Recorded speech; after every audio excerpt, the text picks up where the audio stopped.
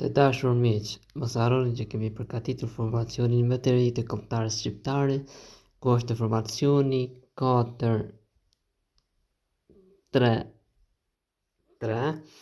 Tani kemi super lojtarët ne që kemi gati për sulmin Shqipëri dhe Poloni.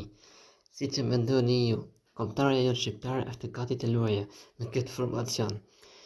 26 mars, Hysaj, Ajeti, Gjimshiti, Ivan Balliu janë 4 mbrojtësit dhe portieri Strakosha.